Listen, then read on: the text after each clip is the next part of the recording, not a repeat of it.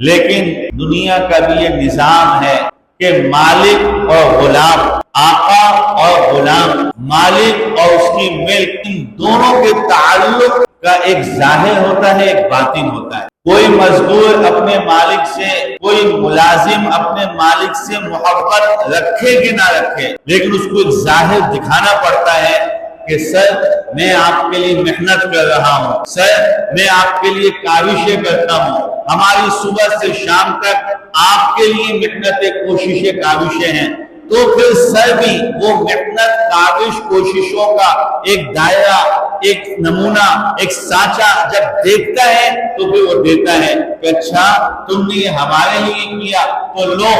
آج تمہیں تمہاری مزدوری سے بھی زیادہ دے دیتے ہیں۔ اور اگر مالک کو کوئی شام کو کہے کہ سر مجھے آپ سے بڑی محبت ہے، سر آپ تو ہمارے مالک ہیں، سر آپ کی تو کیا ہی بات ہے، سر آپ کے کمالات کا تو میں الفاظ میں اظہار ہی نہیں کر سکتا، لیکن کیا ہے کہ اس سب محبت کے ساتھ ساتھ آج میرے سے کام کوئی نہیں ہوا آپ کے لیے، آج میں آپ کے لیے کوئی محنت نہیں کر سکا، آج میں آپ کے لیے کوئی کوشش نہیں کر سکا، تو میرے محترم دوستوں بزرگوں، اس کی محبت کے دعوے، اس کی محبت کے سارے جو اس نے بول بولے وہ سارے کے سارے ظاہر ہیں۔ مالک کہے گا بیوقوف مت بناؤ، تمہاری محبت بھی جھوٹی، تمہارا دعویٰ بھی جھوٹا، تمہارا یہ طریقہ بھی غلط ہے، جب کوئی کام نہیں کیا تو جاؤ یہاں سے، میں کچھ نہیں دیتا۔ یہی کہا جائے گا،